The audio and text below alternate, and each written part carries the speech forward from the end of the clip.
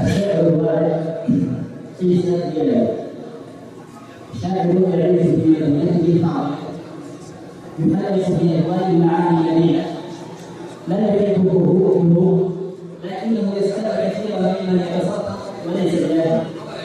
كان أهل إسحاق المصري حدثوا بلسان فيما قالوا وجدت الشعر قلت والله باب الدواعي والقواعد بالمكر خلت تجارة الكريم المبتدع عنه النواب ولا عليه يشعر.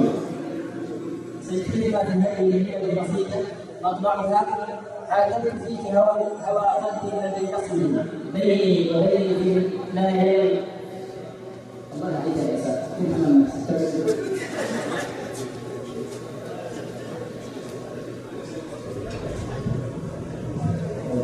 الشيطان الرجيم. بسم الله الرحمن الرحيم. الحمد لله والصلاة والسلام على رسول الله. هنيئا بالمشايخ والفضلاء والإخوة الزملاء كلهم بهذا الشرف الذي جمعنا مع شيوخنا في آخر من هذه الرحلة الطويلة التي قطعنا منها. وقال الأخ ماهر قد يوجد في النهر ولا يوجد في البحر، فهذه ما سبق من كلامه ومن نثره أهم مما قد يقوله الشاعر. أقول عاتبت فيك هوى قلبي الذي يصل بيني وبينك ما ينفك يفتعل،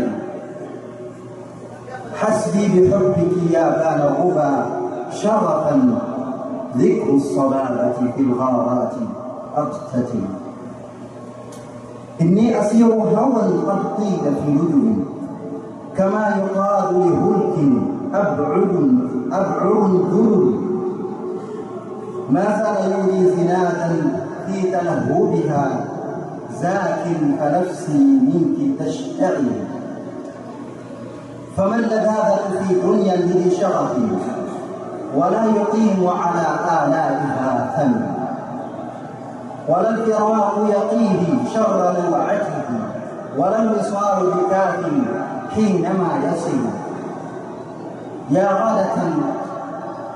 يا غادة من هواها ما نجا أحد إلا أكف خسيس الطبع المرتدي. أنت الدواء لداء فاتك سمن عب مضي في أثوابه هول، فقت السماء بهم في جنتها والأرض في زهر الربا شكل. ما الحاء سمحاء ما ردت يدا أحد ولا تخالف وعدا إذ خطت له أجل. يعدلن فيها سويحبات تفننها في الحسن أن قد حرمنا فلا ينفع بها العدل، ولو عرفنا نداها لم تكن عدل. كم يعدل المرء عن جهد ويبتذل. ألا ترون شعاعا عن مساحتنا من بعد ما وهبت فالنور متصل. هدي النبي ودين الله منهجها يسمو بها كل من رام الهدى هجل. لكل فرد نصيب ليس يبخسه فرضا وردا إذا الميراث منتحر. إرث النبوة يا سعد نائله للحاجة الفهم مهمول يبتعل. هذه دموع هواك اليوم محتفلا، فيا ترى من بوصل حال سأل. من بينهم شهب تهدي الصراط بها تسمو الكواكب قرا إن جروا أفروا. سمح شمائلهم جم مكارمهم شتى مآثرهم في مجدهم أثر. العبدلي وقاسم من يجارهما إن يذكرا نسبا أو في الندى مثل. حسن الإدارة في لين الجوانب قد أبلوا بسيرتهم حسن البلى شمل. والسادة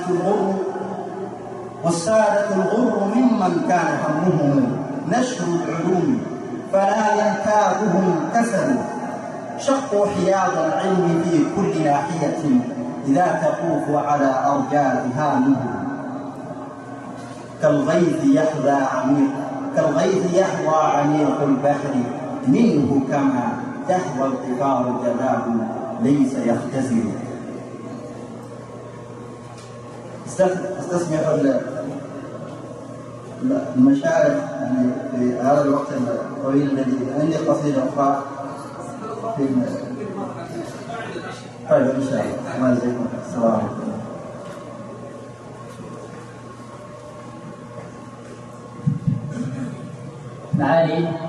معالي مدير الجامعة الأستاذ الدكتور محمد بن علي العقلة، يحدثني قلبي عن الشوق عن دمي بأن ربيع الحب زادي وبلسمي وإسناده كالشمس حتى كأنه صحيح على شرط البخاري ومسلم. إذا لم يأتنا جئنا إليه تصوغ حياتنا من ناظريه صنوف الناس، ضعفنا هواكم وحبك أنت متفق عليه. معالي مدير الجامعة الأستاذ الدكتور محمد بن علي العقلة الذي تزدان به كلية الحديث في هذه الليلة، عرف بروحه العالية وأخلاقه الراقية، يأسر من يلقاه بطيب أخلاقه وداعته التي جبل عليها، يبتسم للصغير والكبير، يتابع أحوال أبنائه بنفسه، لا تجد حرجا أن تتصل عليه بليل أو نهار، دائم الترحال في مكتبه أو خارجه. كم نشتاق لسماع حديثه ونظن بتوجيهاته، ووددنا لو أن لنا بكل جارحة أذنا تسمع لتشاركنا الفرحة، قدوم سعادة وقفول يمن هي السراء تلحق كل حزن، أظلتك السلامة ما تغنت مطوقة على ثمن تغني. طبعا نستسمعكم الدكتور محمد جزاه الله خير، عنده موعد والارتباط مهم، لذلك سوف يلقي كلمة عليكم أكلمكم إن شاء الله في هذه الدقائق، ثم سنوزع الجوائز، وبعدها سيستمر الحفل إن شاء الله إلى الصبح أو إلى قبيل الصبح نصلي العشاء وفي الشيخ إن شاء الله بإذن الله.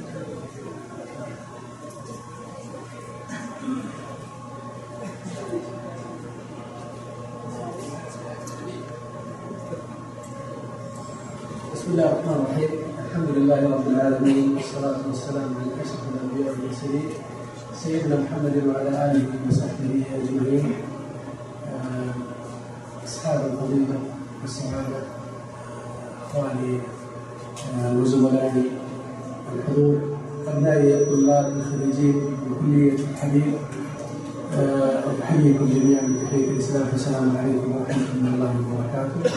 ثم أما بعد، الحقيقة أنني في قمة السعادة والسرور، فمنذ أن شرفت بإدارة هذه الجامعة وأنا أحضر حفلة ختامي لكلية الحديث، وهذا ليس من باقي الكليات، فهذا مصدر سعادتي، حيث أنا أجد السعادة والسرور والمتعة وأنا أشاهد هذه الفقرات التي استمعنا إليها.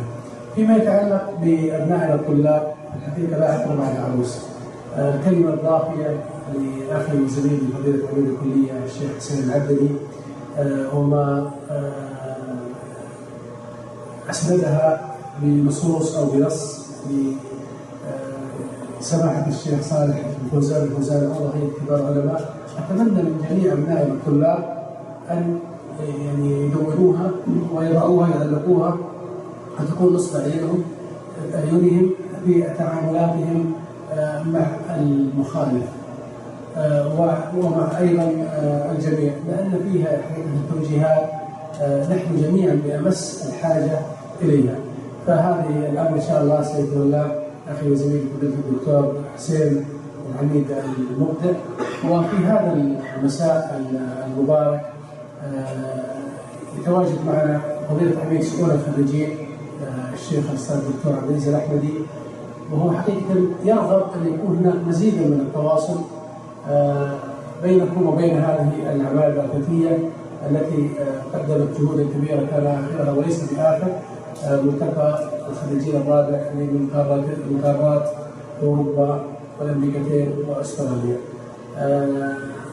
فيما يتعلق بالشيخ قاسم حقيقه ابداعاته تتجدد.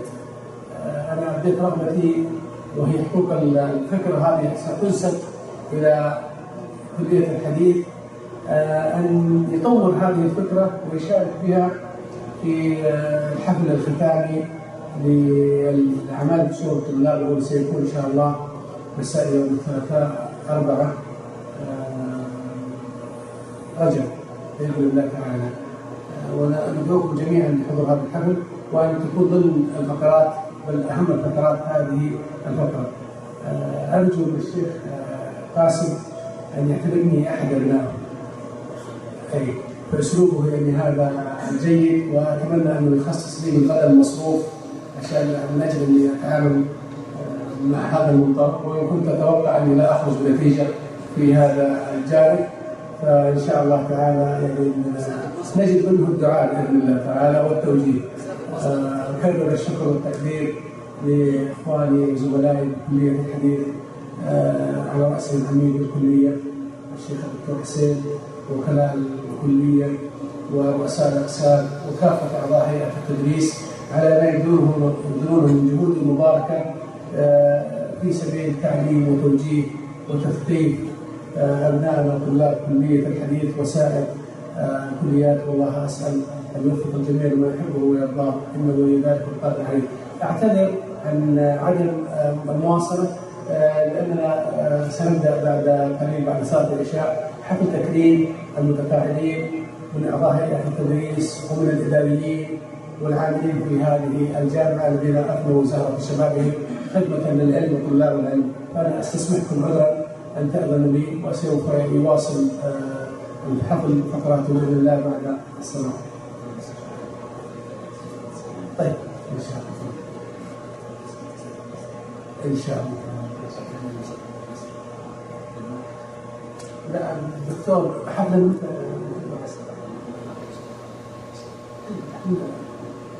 الدكتور أصابه زهايمر مبكر، يقول إنه سيسافر مصر ولا يتمكن حضور حفل ختامي، سيسافر